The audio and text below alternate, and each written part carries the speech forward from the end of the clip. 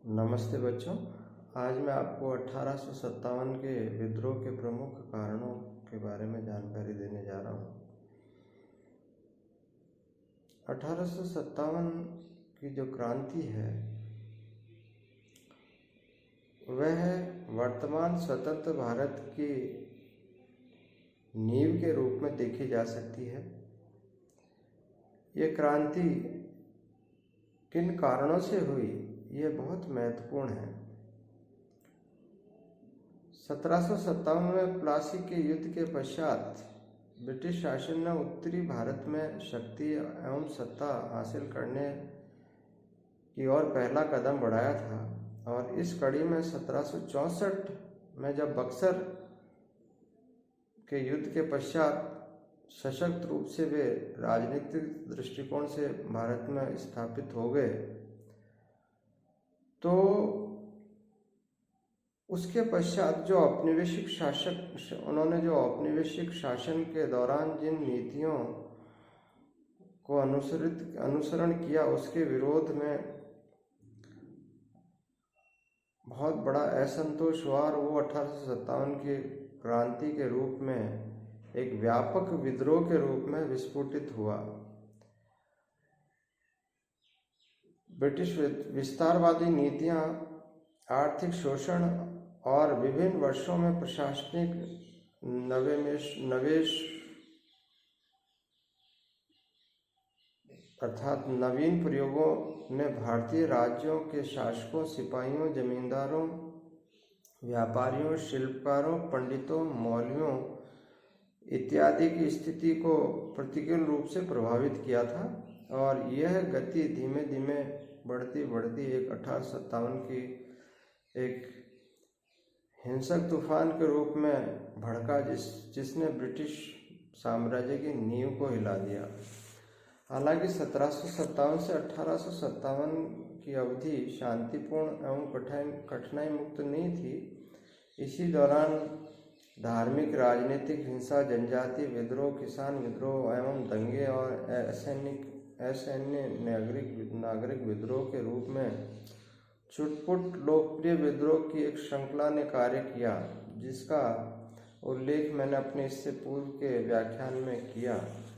लेकिन 1857 के विद्रोह के मुख्य कारण क्या थे, इसको लेकर इतिहासकार अलग अलग अपना कारण बताते हैं। इसे भारत का प्रथम 1857 को भारत का प्रथम स्वतंत्रता संग्राम, सिपाही विद्रोह और या भारतीय विद्रोह के नाम से जाना जाता है। यह एक सशक्त विद्रोह था और ये भारत के विभिन्न क्षेत्रों में चला। इस विद्रोह के जो मूल कारण थे, उसमें से जो प्रथम कारण माना जाता है वो आर्थिक कारण माना जाता है कि ईस्ट इंडिया कंपनी ने भारत के उद्योग धंधों को नष्ट कर दिया था तथा श्रमिकों से बलपूर्वक अधिक से अधिक श्रम कराकर उन्हें कम परिश्रमिक देना प्रारंभ कर दिया था। इसके अतिरिक्त अकाल और बाढ़ की स्थितियों में भारतीयों की किसी भी प्रकार की सहायता नहीं की जाती थी और उन्हें हर हाल पर मरने के लिए छोड़ दिया जाता था। सन 1813 में कंपनी ने एक तरफा मुक्त व्यापार की नीतियां अपना ली थी। इसी के अंतर्गत ब्रिटिश व्यापारियों को आयात करने की पूरी छूट मिल गई। परिणाम स्वरूप तकनीक से बने हुए परंपरागत तकनीक से बनी हुई भारतीय वस्तुएं इनके सामने नहीं टिक सक पाई और भारतीय जो शहरी हस्तशिल्प व्यापार था उसको अकल्पनीय क्षति हुई। यहाँ तक कि जो भारत पूरे विश्व में अपना हस्तशिल्प के मामले में पूरे विश्व में अपना डंका बजाता था, वह बिल्कुल दीनहीन हो गया। भारत की कपास सिल्क से निर्मित कपड़े का निर्यात बिल्कुल समाप्त हो गया और ब्रिटिश उद्योगों की मशीनों से बने कपड़े यहाँ पर आने लगे। परिणाम ये रहा कि पूरे भारत के जो आर्थिक हालात थे वो पूर्ण रूप से डगडगा गए। खेती के दृष्टिकोण से अंग्रेजों ने उन्हीं उत्पादों को बोने के लिए किसानों को बाध्य किया, जिनसे उन्हें फायदा होता था और जो उनके कच्चे माल के रूप में उनकी वस्तुओं के निर्माण में काम में आते थे। उसका परिणाम ये रहा कि भारतीयों का जो कृषि उद्योग था वह भी लगभग दयनीय स्थिति में पहुंच गया। राजाओं और नवाबों की आर्थिक स्थिति भी बदहाल हो गई थी और खनिज संसाधनों और सस्ते श्रम के बल पर अंग्रेजों ने अपने उद्योग धंधों को विकास के चरम पर पहुंचा दिया था। यानी कि शोषण इस पराकाष्ठा से हुआ कि आर्थिक रूप से भारतीयों को बहुत हानि हुई। तो 1857 क्रांति का एक ये भी मुख्य कारण माना जाता है। दूसरा कारण है राजनीतिक कारण। ईस्ट इंडिया कंपनी के प्रभावी नियंत्रण, सहायक संधि एवं व्यापकता का सिद्धांत जैसी नीतियों ने जन असंतोष एवं विप्लव को बढ़ावा दिया।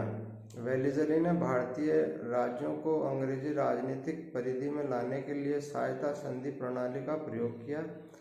इस प्रणाली ने भारत में अंग्रेजी साम्राज्य के प्रसार में विशेष भूमिका निभाई और उन्हें भारत का एक विस्तृत क्षेत्र हाथ लग गया। गवर्नर जनरल लॉर्ड डलहौजी के शासनकाल में भारत के कुछ प्रमुख देशी राज्यों जैसे झांसी, उदयपुर, संबलपुर, नागपुर आदि राजाओं के जिनके कोई पुत्र नहीं था, उनके राज्यों को हड़प लिया और डलहौजी ने गोद लेने वाली प्रथा को अमान्य घोषित कर दिया, जिसका परिणाम ये रहा कि सारे के सारे जहाँ पर उत्तराधिकारी नहीं थे जिन राजाओं के, उसको ब्रिटिश शासन ने अपने अधीनस्थ कर लिया और ये एक विद्रोह का एक मुख्य कारण बना। प्रशासनिक कारण भी एक और कारण माना जाता है 1857 क्रांति के लिए। कंपनी प्रशासन में व्यापक भ्रष्टाचार, विशेष रूप से पुलिस, निम्न अधिकारियों, मध्यस्थ अदालतों में असंतोष का एक मुख्य कारण था।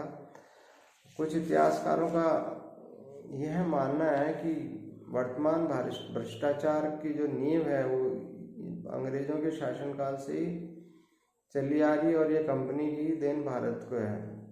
सामाजिक और धार्मिक कारण, जो चौथा इम्पोर्टेंट कारण माना जाता है वो सामाजिक और धार्मिक कारण माना जाता है कि अंग्रेजों ने भारतीयों के साथ अमानुषिक व्यवहार करना प्रारंभ कर दिया था। काले और गोरे का भेद स्पष्ट रूप से उभरने लगा था। अंग्रेजों द्वारा भारतीयों को गुलाम समझा जाता था और समाज में अंग्रेजों के प्रति अपेक्षा की भावना बहुत अधिक बढ़ गई थी, क्योंकि उनके रहन सहन, अन्य व्यवहार एवं उद्योग आविष्कारों से भारतीय व्यक्तियों की सामाजिक मान्यताओं में अंतर पड़ता था।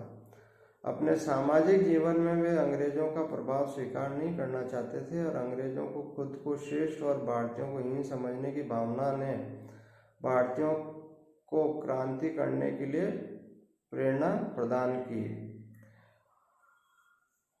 बाहरी घटनाओं का भी एक प्रभाव पड़ता है, क्योंकि प्रथम अंग्ल अफगान युद्ध जो 1838-42 के मध्य हुआ, पंजाब युद्ध 1845 से 1849, क्रीमिया युद्ध 1854 से 1856, जिसमें अंग्रेजों को भारी हानि हुई थी। इससे भारतीय प्रेरित हुए कि अंग्रेजों को अंग्रेज अपराजय नहीं है, इनको हम भी हरा सकते हैं, और इसी सोच के साथ ये एक कारण बना विद्रोह का। और सबसे इम्पोर्टेंट, सिपाहियों के बीच असंतोष। जो ब्रिटिश सैनिक थे, ब्रिटिश सेना के जो सैनिक थे, अधिकांश थे भारतीय मूल के ही थे और ये मूलतः बम्बई, मद्रास और बंगाल प्रेसिडेंसी से ये सेना में भर्ती हुए थे। और 1857 में इन सेना में जो भारतीयों की संख्या थी 2,57,000 थी। तो इस प्रकार से यदि किसी भी सैनिक परिवार के व्यक्ति के साथ किसी तरह की कोई जनहानि होती थी या नुकसान होता था तो उससे प्रभावित तो होता ही था। और इस सेना में अवध और गंगा के मैदान के भूमियार, ब्राह्मण और राजपूतों की संख्या अधिक थी। तो इस प्रकार से ये जो भारतीय सैनिक थे ये अंग्रेजों की कार्यशैली से असंतुष्ट थे, क्योंकि इनका वेतन भी अंग्रेज सैनिकों की तुलना में कम था और जो अवध और पंजाब को जब अंग्रेजों द्वारा जीत लिया गया तो इन भारतीय सैनिकों की जो भत्ता था वो कम कर दिया गया था। और एनफील्ड बंदूक के बारे में फैली अफवाहों ने ब्रिटिश सेना में जो भारतीय सैनिक थे उनकी आशंका को बढ़ा दिया और उन्हें लगा कि अब उनके धर्म और जाति का परिवर्तन हो सकता है। इस कारण से ब्रिटिश भारतीय सेना में अनेक विद्रोह हुए उसके पर, जैसे उदाहरण के लिए बंगाल में 1764 में, बेलोर में 1806 में, बैरकपुर में 1825 में, अफगान युद्ध में 1838-42 के दौरान